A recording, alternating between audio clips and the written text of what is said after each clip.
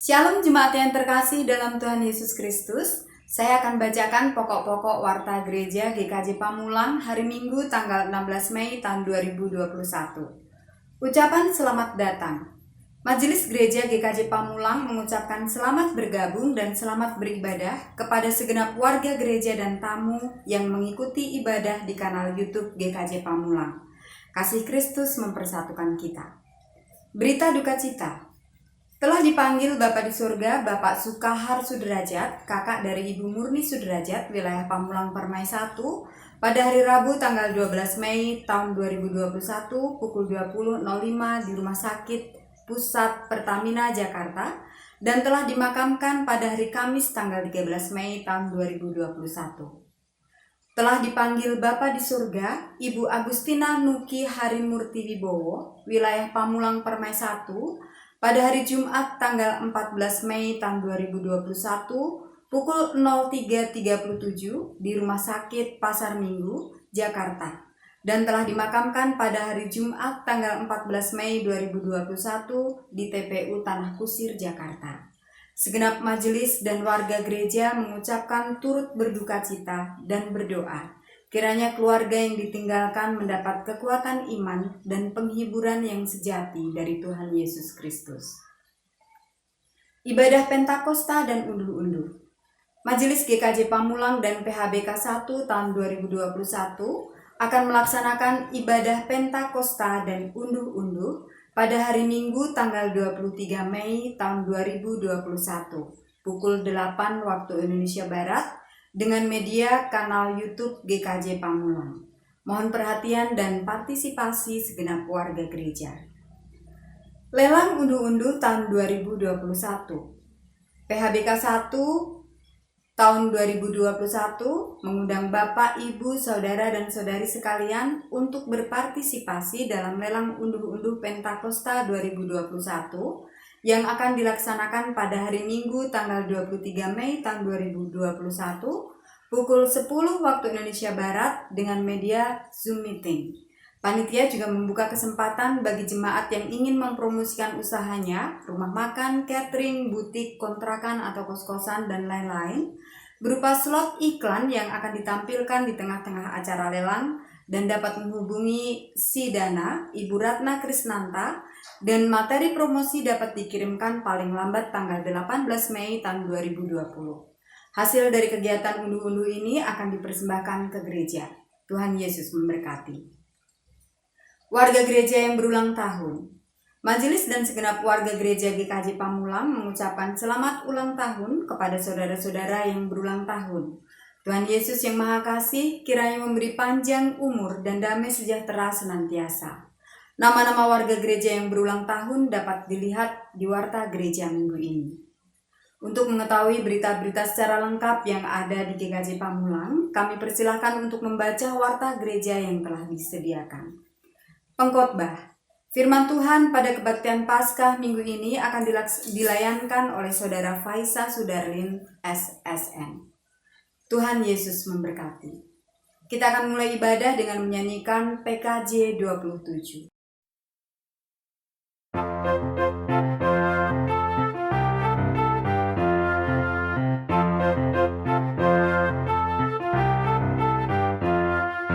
Nyanyikanlah nyanyian baru bagi Allah pencipta cakrawala. Segala serafim kerubim pujilah Dia, besarkanlah namanya.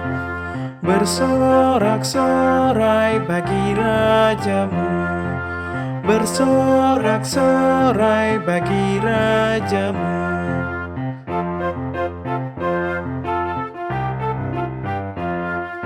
Nyanyikanlah nyanyian baru bagi Allah, semua ciptaannya, semesta alam. Pujilah Tuhan yang di surga, nyanyikan haleluya. Bersorak-sorai bagi Rajamu, bersorak-sorai bagi Rajamu.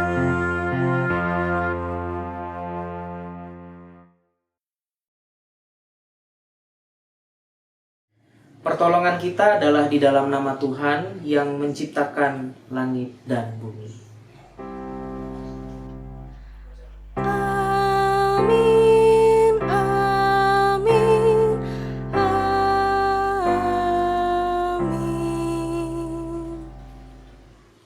Kasih karunia dan damai sejahtera dari Allah Bapa di dalam Yesus Kristus dengan perantaraan Roh Kudus menyertai kita sekalian.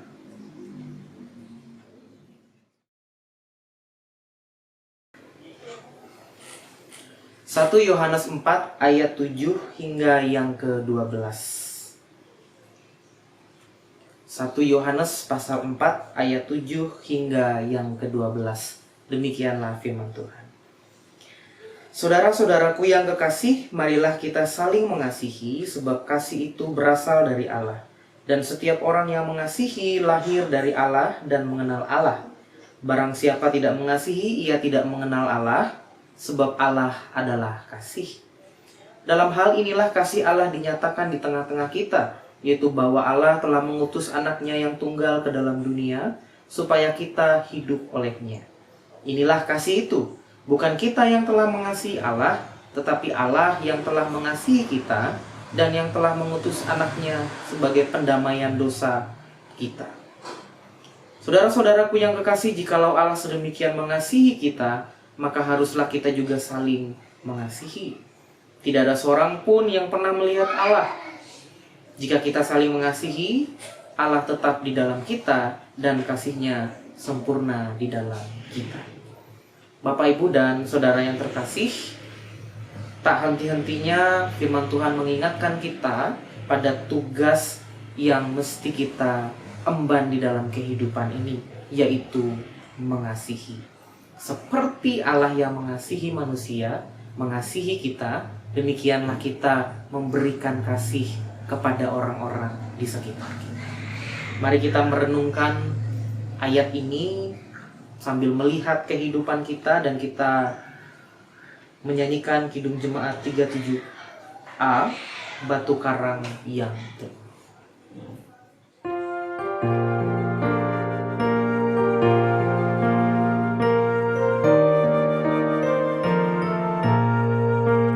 Batu karang yang teguh, kau tempatku berteduh, karena dosaku berat dan kuasanya menyesak.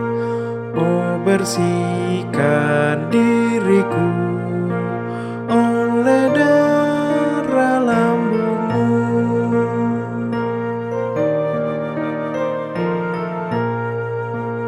Walau aku berjerih dan menangis tak henti, apapun usahaku tak menghapus dosaku. Hanya oleh kurbanmu kau selamatkan diriku.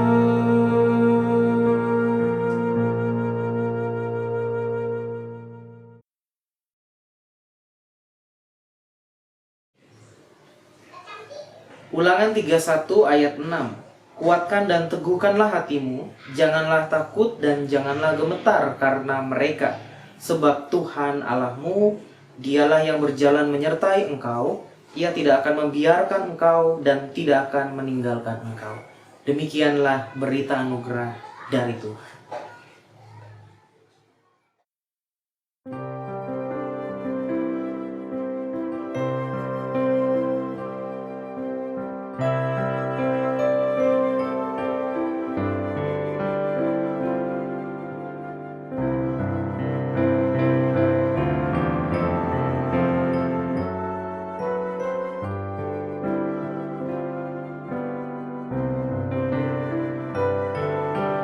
Tuhan pimpin anakmu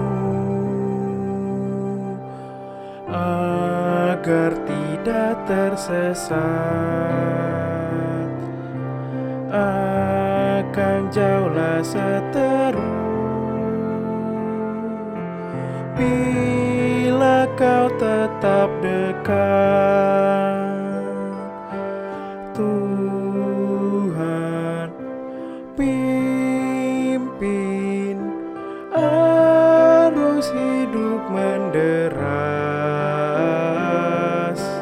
agar jangan kau sesat. Pegang tanganku erat.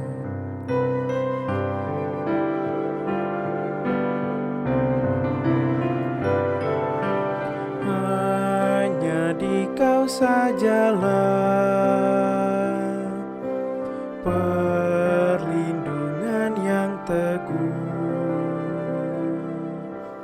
Bila hidup menekan, kau harapanku penuh. Tuhan pimpin arus hidup menderas, agar jangan kau sesat. Pegang tanganku erat.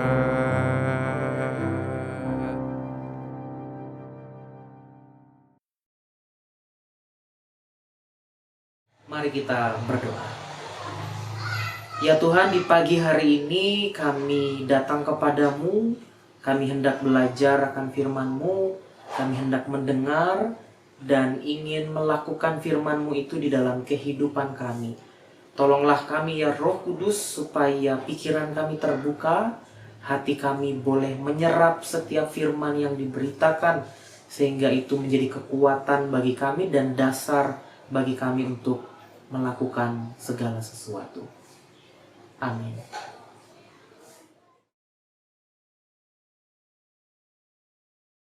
Bacaan pertama dari Kisah Para Rasul 1 ayat 15 sampai 17 dilanjutkan dengan ayat 21 sampai 26. Matias dipilih menggantikan Yudas. Pada hari-hari itu berdirilah Petrus di tengah-tengah saudara-saudara yang sedang berkumpul itu, kira-kira 120 orang banyaknya. Lalu berkata, "Hai saudara-saudara, haruslah genap nas kitab suci yang disampaikan Roh Kudus dengan perantaraan Daud tentang Yudas, pemimpin orang-orang yang menangkap Yesus itu. Dahulu ia termasuk bilangan kami dan mengambil bagian di dalam pelayanan ini." Ayat 21.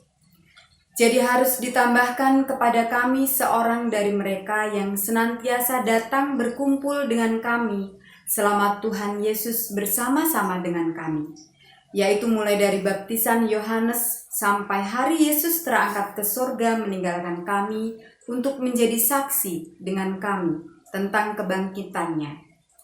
Lalu mereka mengusulkan 2 orang, Yusuf yang disebut Barsabas dan yang juga bernama Justus, dan Matias.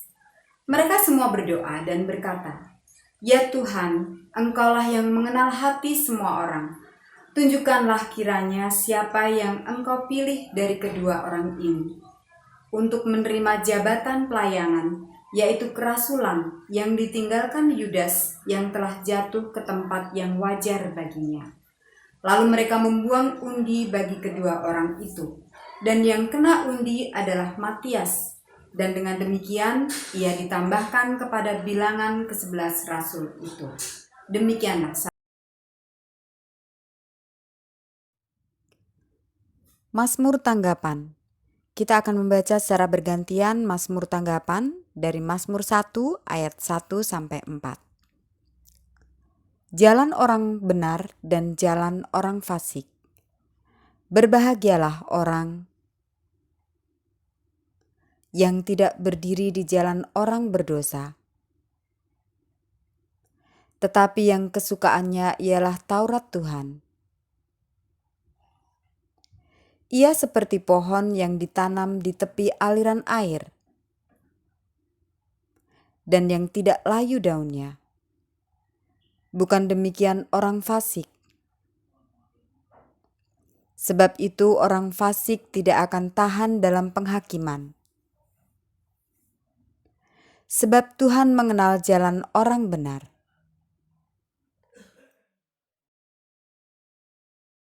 Bacaan kedua dari 1 Yohanes 5 ayat 9 sampai 13.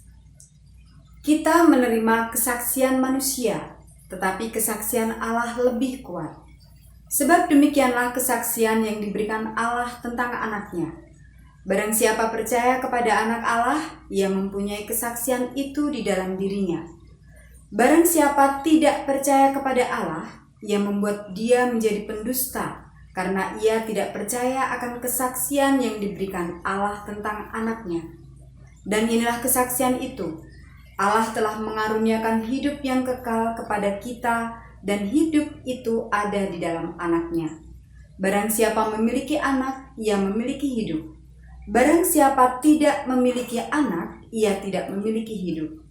Semuanya itu kutuliskan kepada kamu, supaya kamu yang percaya kepada nama anak Allah tahu bahwa kamu memiliki hidup yang kekal.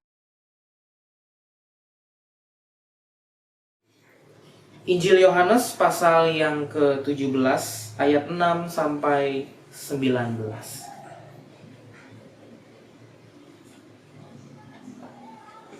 Demikianlah firman Tuhan. Aku telah menyatakan namamu kepada semua orang yang engkau berikan kepadaku dari dunia. Mereka itu milikmu dan engkau telah memberikan mereka kepadaku dan mereka telah menuruti firman-Mu. Sekarang mereka tahu bahwa semua yang Engkau berikan kepadaku itu berasal daripadamu. Sebab segala firman yang Engkau sampaikan kepadaku telah kusampaikan kepada mereka, dan mereka telah menerimanya. Mereka tahu benar-benar bahwa aku datang daripadamu, dan mereka percaya bahwa Engkaulah yang telah mengutus aku. Aku berdoa untuk mereka, bukan untuk dunia aku berdoa, tetapi untuk mereka yang telah Engkau berikan kepadaku, sebab mereka adalah milikmu. Dan segala milikmu, dan segala milikku adalah milikmu, dan milikmu adalah milikku. Dan aku telah dipermuliakan di dalam mereka. Dan aku tidak ada lagi di dalam dunia, tetapi mereka masih ada di dalam dunia, dan aku datang kepadamu. Ya Bapa yang kudus, peliharalah mereka dalam namamu, yaitu namamu yang telah Engkau berikan kepadaku, supaya mereka menjadi satu sama seperti kita. Selama aku bersama mereka, aku memelihara mereka dalam namamu, yaitu namamu yang telah Engkau berikan kepadaku. Aku telah menjaga mereka dan tidak ada seorang pun dari mereka yang binasa, selain daripada dia yang telah ditentukan untuk binasa, supaya genaplah yang tertulis dalam kitab suci. Tetapi sekarang aku datang kepadamu dan aku mengatakan semuanya ini sementara aku masih ada di dalam dunia, supaya penuhlah sukacitaku di dalam diri mereka.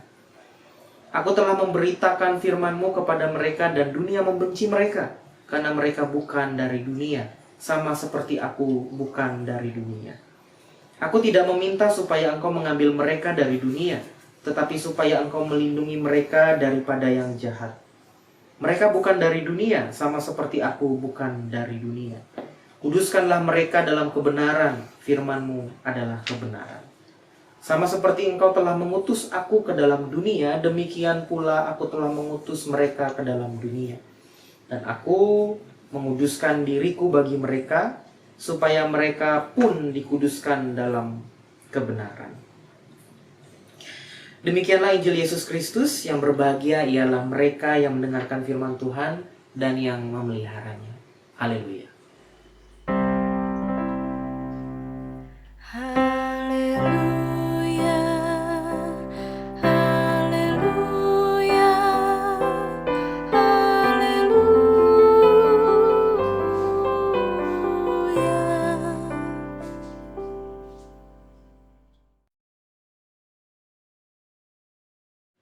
Selamat pagi Bapak Ibu dan Saudara yang terkasih. Kiranya damai Tuhan terus beserta dengan kita semua. Pagi hari ini kita hendak merefleksikan sebuah tema yang menjadi tema bersama, tema besar kita, yaitu teguh di masa yang keruh atau teguh dalam dunia yang keruh. Nah, saya yakin sebagian besar dari antara kita pasti tahu ini gambar apa. Dan saya yakin kita semua pasti pernah melihatnya setiap hari, kita pasti tahu dan bahkan mendapatkannya dari orang lain. Kita cukup masuk ke dalam aplikasi WhatsApp, pilih satu orang, kemudian kita klik di pojok kiri bagian bawah, maka kita akan melihat ada ratusan gambar yang serupa yang menggambarkan emosi dan perasaan manusia. Nah, menurut saya ini emoticon ini atau gambar ini adalah sesuatu yang sangat membantu kita untuk berkirim pesan dengan orang lain.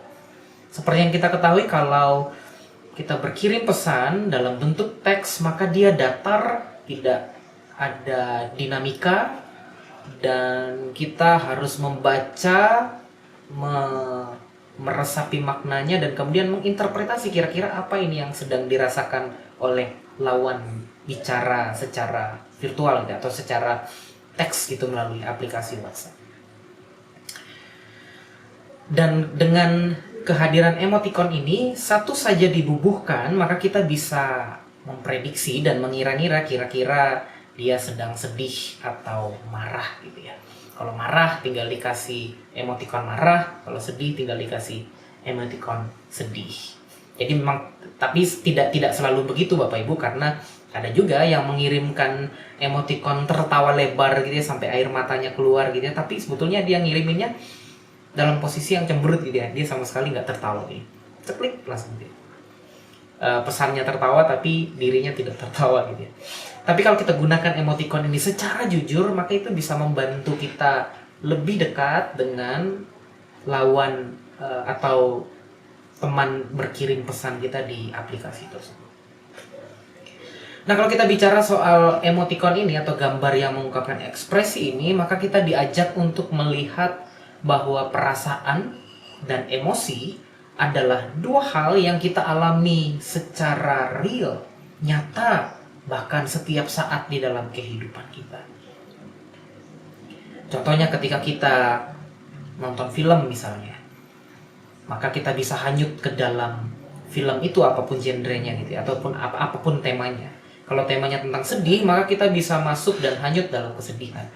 Kalau temanya tentang komedi, lawak, maka kita bisa tertawa, masuk ke dalam situasi itu.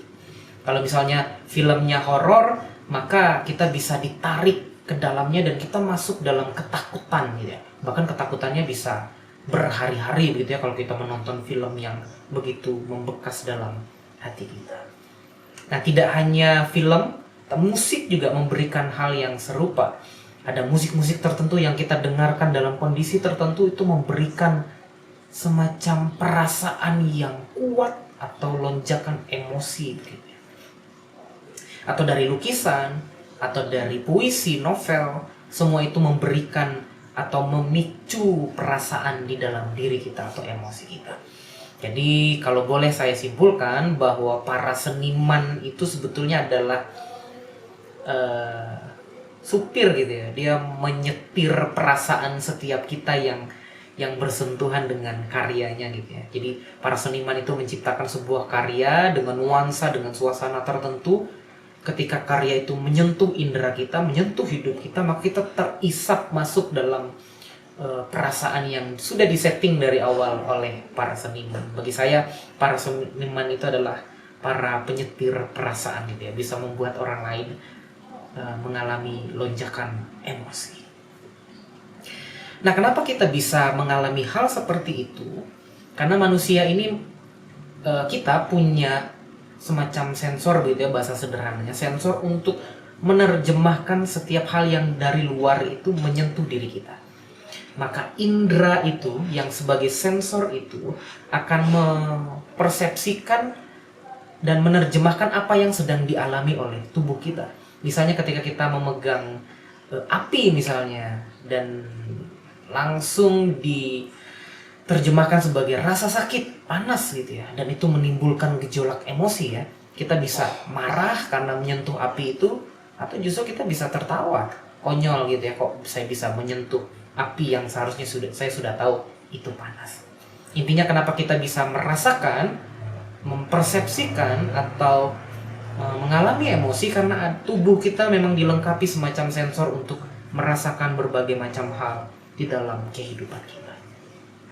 Nah, bicara soal perasaan dan emosi ini juga kadang-kadang, bahkan bukan kadang-kadang, seringkali kita berdoa dalam suasana yang penuh dengan lonjakan emosi dan perasaan yang dalam. Ketika kita mengalami hari yang menyebalkan, hari yang buruk, hari yang menyedihkan, maka kita datang kepada Tuhan berdoa dalam suasana yang menyedihkan, dengan suasana yang penuh dengan lamentasi, atau suasana yang penuh dengan ratapan. Atau ketika kita mendapatkan hadiah ulang tahun atau mendapatkan voucher gratis gitu ya, kita bisa datang kepada Tuhan berdoa dalam suasana yang penuh dengan kebahagiaan, penuh dengan sukacita. Jadi ketika kita berdoa, maka doa itu sangat kental dengan nuansa emosi dan perasaan yang ada di dalam diri kita. Nah, hal semacam inilah yang kemudian saya tangkap ketika membaca Injil yang baru saja kita cermati bersama.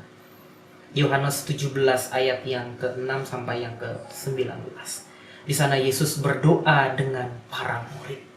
Bukan berdoa dengan para murid, berdoa untuk para murid. Kita nggak tahu saat itu dia berada bersama murid atau tidak dalam versi Yohanes, tapi intinya bagian ini Yesus berdoa bagi murid-muridnya.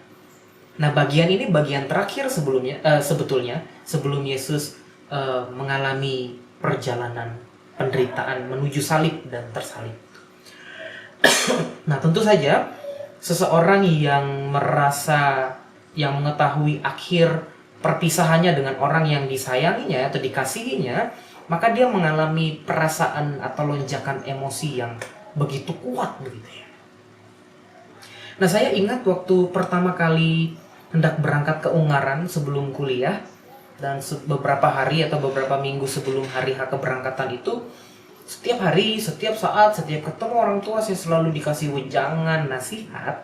Dan pada saat itu saya bosan gitu ya, karena nasihat dan wejangannya saya sudah hafal gitu ya, titik komanya sudah hafal dan sering kali diulang-ulang. Tapi pada waktu itu saya mengerti karena memang ada perasaan yang dalam, karena itu detik-detik keberpisahan ya, berpisah ya, ada perasaan yang bercampur aduk dalam diri orang tua saya gitu ya. Antara perasaan senang karena mengetahui anaknya sudah beranjak dewasa dan akan pergi kuliah, dan ada perasaan sedih karena mereka akan ditinggalkan oleh anak yang mereka cintai, yang menimbulkan atau menciptakan ruang rindu yang dalam bagi kedua orang tua saya. Nah, suasana semacam inilah yang mungkin bisa menjadi gambaran bagaimana Yesus ketika berdoa untuk murid-muridnya dalam perasaan yang penuh dengan emosi, dengan perasaan penuh dengan perasaan yang sangat dalam, bercampur aduk. Nah, ini memberikan kita pengertian bahwa perasaan, gejolak emosi, kesedihan, ketakutan, kebimbangan adalah perasaan yang wajar terjadi dalam kehidupan kita. Dan itu real, nyata, dan tidak bisa kita hilangkan. Semua itu datang dalam kehidupan kita. Tetapi ada banyak orang berusaha untuk menyangkal atau menolak setiap kesedihan, setiap perasaan-perasaan emosi yang mendatangkan kesedihan, lari dari situasi yang rumit itu, menolak kesedihan itu. Bahkan ada cara berpikir yang cukup ekstrim yang menganggap bahwa orang Kristen itu gak boleh sedih, orang Kristen itu gak boleh lama-lama berduka gitu ya, cara pandang seperti itu. Orang Kristen harus terus bersyukur, harus terus bersukacita, harus terus beriman dan beriman gitu ya, tanpa ada setitik pun ruang untuk meratap. Padahal kalau kita baca bagian ini, perasaan dan emosi adalah sesuatu yang nyata, bukan sesuatu yang kosong atau angan-angan belaka, sesuatu yang bentuknya abstrak tapi benar-benar terasa di dalam hati kita. Kesedihannya, kebimbangannya itu tidak bisa digambarkan, tetapi kita rasakan secara nyata, secara apa adanya yang kita alami di dalam kehidupan kita. Kadang-kadang perasaan tertentu gak bisa diapa-apain ya, hanya bisa dijalani dengan penuh rasa getir, putus asa, kebimbangan, dan kemudian kehidupan yang atau pertanyaan yang tidak ada jawabannya. Jadi kita hanya bisa meniti kehidupan setapak demi setapak dalam kondisi yang seperti itu. Nah, dalam bacaan kita di pagi hari ini, kita bicara soal perasaan itu tadi, dan kita bicara soal teguh di masa yang sukar atau teguh di masa yang keruh ini. Dan ada satu doa yang menarik, kita akan sorot di ayatnya yang ke-15, Yohanes 17 ini. Saya akan bacakan kepada kita semua. Aku tidak meminta supaya engkau mengambil mereka dari dunia, tetapi supaya engkau melindungi mereka daripada yang jahat. Nah, Yesus sangat memahami bahwa dunia dalam konteks saat itu, bahwa orang yang percaya kepada Kristus akan mengalami penderitaan yang dahsyat. Dan terbukti, 3 abad pertama, orang-orang yang percaya kepada Kristus, percaya kepada Yesus, mengalami penderitaan yang luar biasa. Tetapi yang menarik dari doa ini adalah bahwa Yesus, betapapun dia merindukan para murid, betapapun dia mencintai para murid, dia tidak ingin memindahkan para murid dari tempat yang kusut ini, yang keruh ini, ke tempat yang nyaman, ke tempat yang bebas dari perasaan itu. Justru yang ingin Yesus, yang diharapkan oleh Yesus adalah para murid tetap berada di sana, Para murid tetap berkarya di sana. Para murid tetap berada dalam kekeruhan dunia. Tetapi satu hal yang Tuhan minta adalah agar Allah Bapa melindungi mereka dari yang jahat. Nah, kata melindungi ini perlu kita baca secara berbeda. Jadi tidak hanya sekedar seperti payung yang melindungi kita di tengah hujan, atau ketika kita mengendarai sepeda motor hujan, maka kita membutuhkan jas hujan untuk menjaga tubuh kita tetap kering gitu ya. Sekalipun di luar basah, tapi di dalam dengan bantuan jas hujan itu melindungi diri kita tetap kering. Tidak hanya sebatas itu, tetapi perlindungan yang dimaksud di sini adalah sebuah daya atau sebuah kekuatan untuk tetap bertahan dalam segala situasi yang mendera kehidupan. Kekuatan dan keteguhan untuk menghadapi segala situasi yang dialami. Ini bukan berarti kita berupaya untuk menolak perasaan yang menyedihkan, menghindarkan diri kita dari perasaan yang sedih itu tadi, atau mencoba menghindarkan diri kita dari situasi yang rumit ini, melarikan diri dari penderitaan.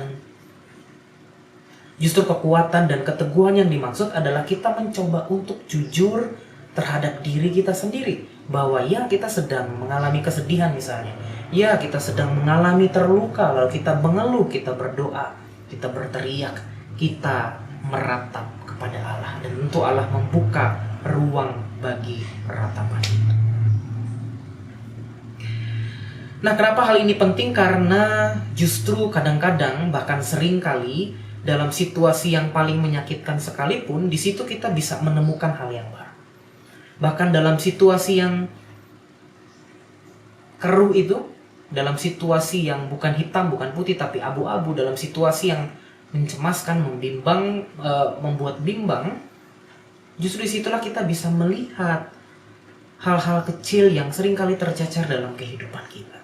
Ketika kita masuk dan bergumul dalam situasi yang sulit, maka kadang-kadang dan seringkali disitulah kita bisa menemukan makna baru atau cara pandang baru yang kita temukan. Meskipun dalam situasi yang penuh dengan pertanyaan tanpa jawaban. Kita melihat contohnya misalnya seorang Kierkegaard, filsuf eksistensialis.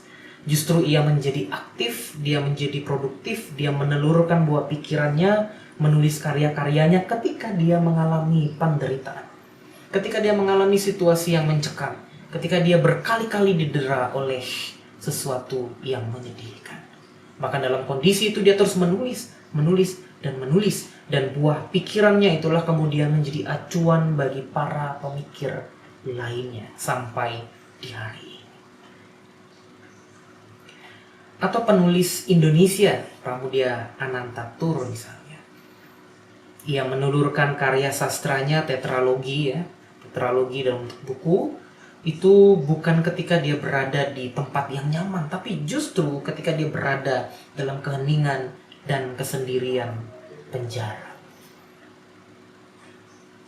Ini menandai bahwa tidak selamanya bahwa situasi yang buruk itu, situasi yang mencekam itu, perasaan yang sedih itu menyebabkan kita mengalami kemunduran. Tetapi justru perasaan semacam itu, perasaan kedukaan kita, kepedihan kita, situasi yang mencekam dalam dunia yang keruh, maka disitulah kita bisa menjadi orang-orang yang teguh, menjadi orang-orang yang tangguh. Disitulah ada inspirasi, disitulah ada pemikiran-pemikiran yang baik, makna yang baik. Bapak, Ibu, dan Saudara yang terkasih, dalam suasana COVID yang saat ini juga belum usai, bahkan diperparah atau ditambah dengan situasi yang mencekam karena COVID ini ada varian barunya. Jadi nggak hanya Nutrisari yang punya varian rasa, tapi COVID juga punya variannya gitu ya. Dan itu cukup membuat kita merasa gentar untuk kedua kalinya, sama seperti ketika pertama kali pandemi ini datang. Tapi dalam situasi semacam ini, semencekam apapun, setakut apapun, firman Tuhan mengingatkan kita untuk terus-menerus berada dalam tempat kita. Tetap merayakan seluruh perasaan kita. Ketika kita takut, maka baiklah kita jujur kita takut. Ketika kita mengalami kepedihan, kesedihan, maka kita jujur terhadap diri kita sendiri. Ya, aku sedang mengalami kesulitan. Lalu kita mengeluh dan berdoa kepada Allah. Situasi yang terjadi saat ini mengajak kita untuk masuk di dalamnya, untuk bergumul di dalamnya, untuk mencoba berpikir sikap apa yang aku harus ambil, bukan acuh tak acuh. Seperti harapan Yesus kepada para murid, bukan untuk menghindarkan para murid dari tempat yang buruk ke tempat yang baik, tapi agar mereka dimampukan teguh, tangguh dalam menghadapi setiap persoalan dan kekeruhan dunia ini. Dan ketika kita mencoba menjadi teguh, mencoba menjadi tangguh dan kuat, tidak selamanya kuat dan tangguh itu berarti kita mencoba untuk bersikap kuat gitu ya, merepresi perasaan-perasaan kepedihan dan kerentanan kita. Bukan seperti itu. Justru kekuatan kita, keteguhan kita di dalam persoalan, dalam situasi yang rumit adalah ketika kita berani berkata jujur, ya aku dalam kondisi yang tidak baik-baik saja. Tetapi justru disitulah tempat terbaik untuk menggali makna kehidupan yang jauh lebih dalam kehidupan kita. Kiranya firman Tuhan di pagi hari ini memberikan inspirasi dan kekuatan bagi kita semua. Tuhan memberkati.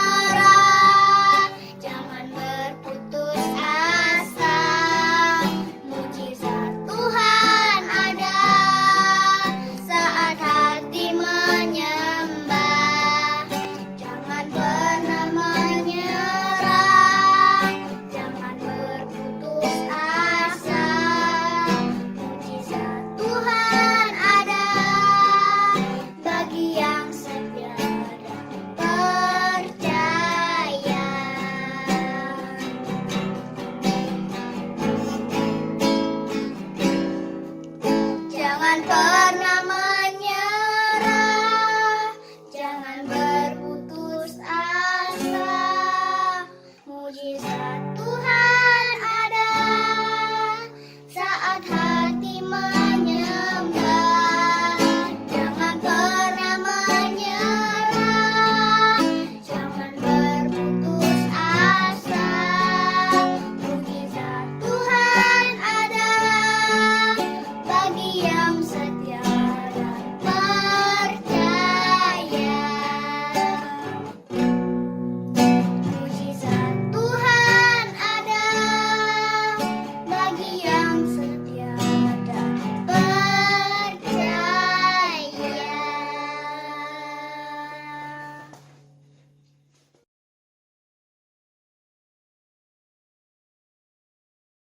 Bersama dengan umat Allah di berbagai tempat dan di segala abad, kita akan memperbarui iman kita dengan mengikrarkan pengakuan iman rasuli demikian.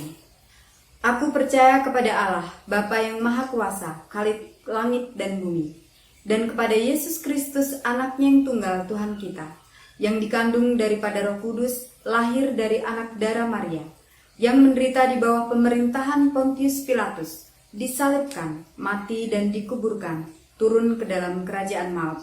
Pada hari yang ketiga bangkit pula dari antara orang mati, naik ke surga, duduk di sebelah kanan Allah Bapa yang Maha Kuasa, dan akan datang dari sana untuk menghakimi orang yang hidup dan yang mati. Aku percaya kepada Roh Kudus, gereja yang kudus dan am, persekutuan orang kudus, pengampunan dosa, kebangkitan orang mati, dan hidup yang kekal.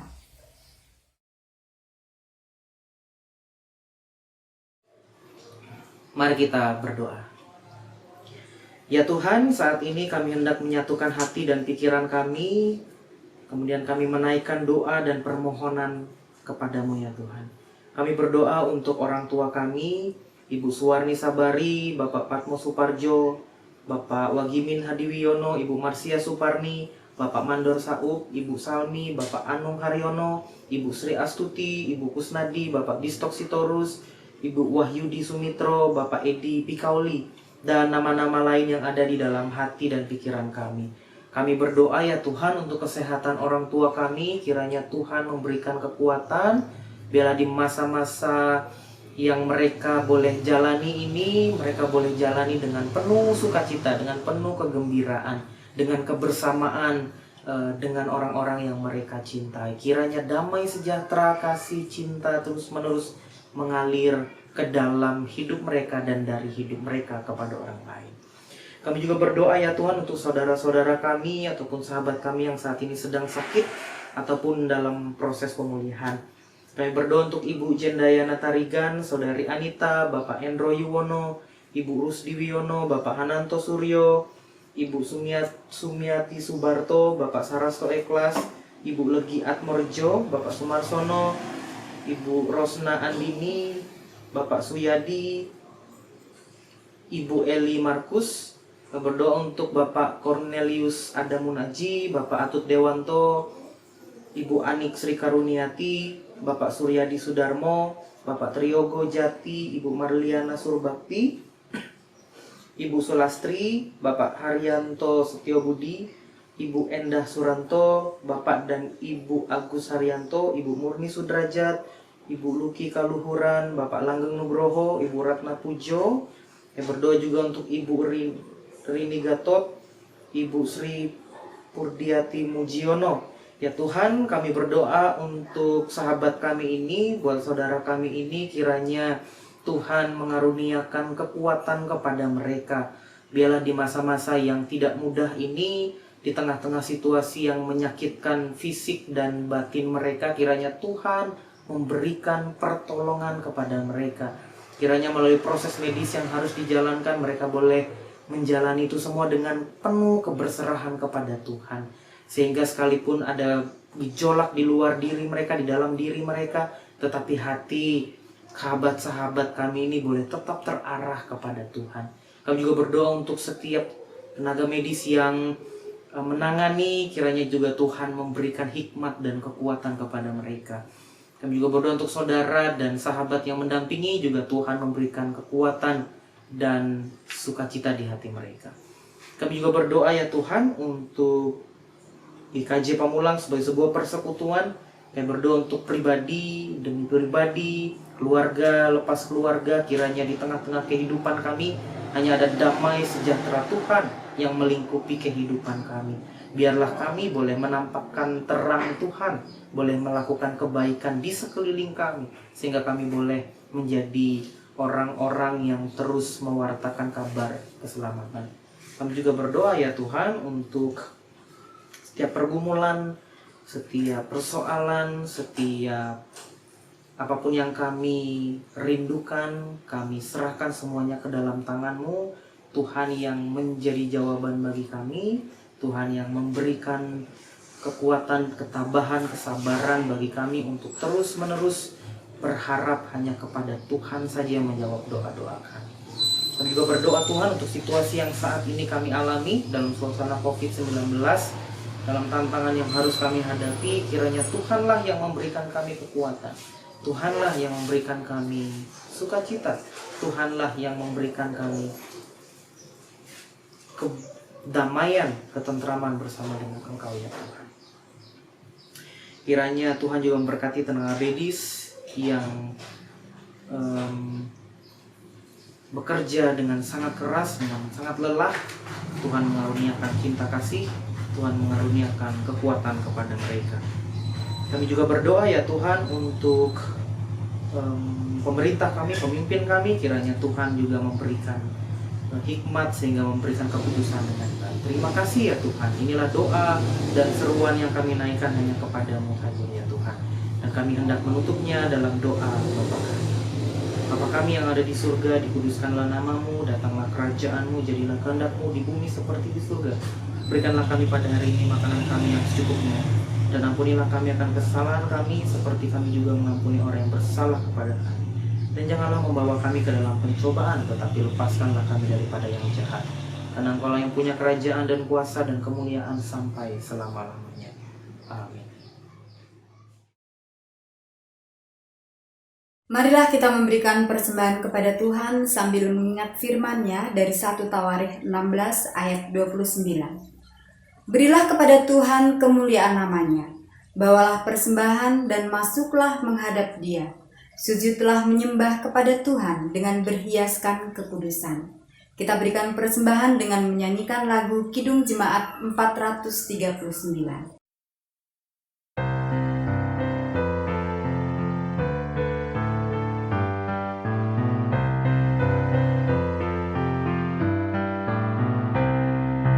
Bila topan keras melanda hidupmu, bila putus asa dan letih lesu, berkat Tuhan satu-satu hitunglah, kau niscaya kagum oleh kasih-Nya.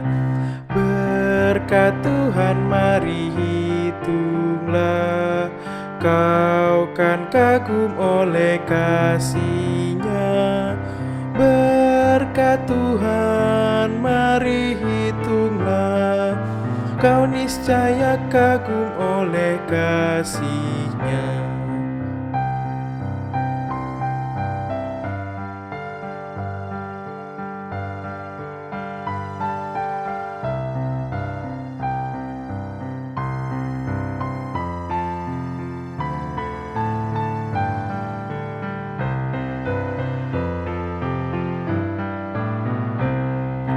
Adakah beban membuat kau penat? Salib yang kau pikul menekan berat. Hitunglah berkat-Nya pasti kau lega, dan bernyanyi terus penuh bahagia. Berkat Tuhan mari hitunglah, kau kan kagum oleh kasih-Nya. Berkat Tuhan mari hitunglah, kau niscaya kagum oleh kasih-Nya.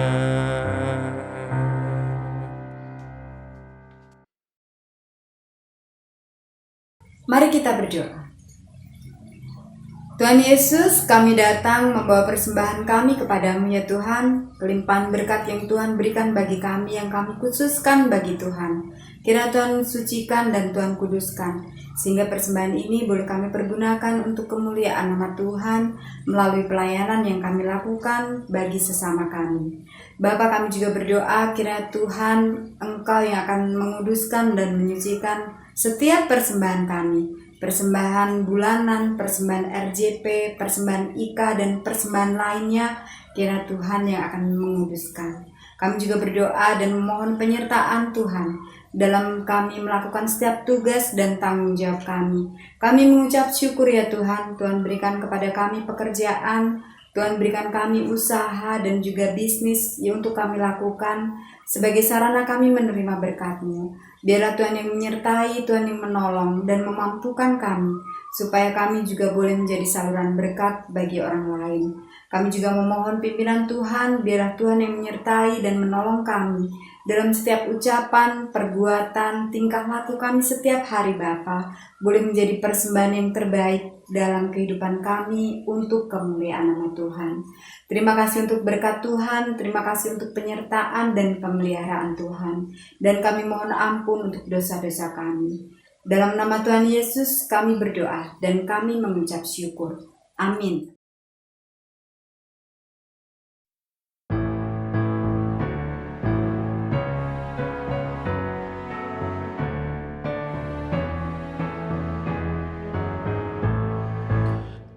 Tersembunyi ujung jalan hampir atau masih jauh, ku dibimbing tangan Tuhan ke negeri yang tak ku tahu.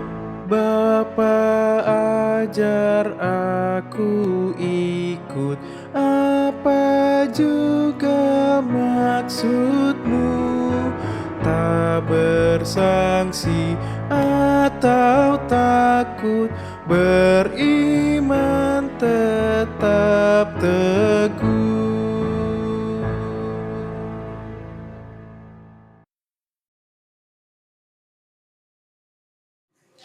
Embara hidup kita di dunia masih akan terus berlanjut dan tidak berhenti sampai di sini. Untuk itu, mari kita mengarahkan hati kita kepada Tuhan. Jadilah saksi kebenaran di dalam dan bersama Yesus.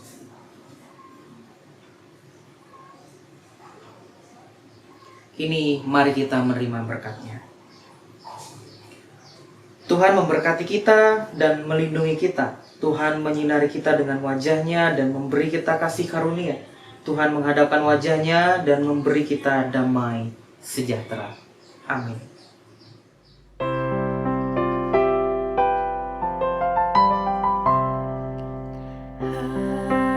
Haleluya, haleluya, haleluya, haleluya,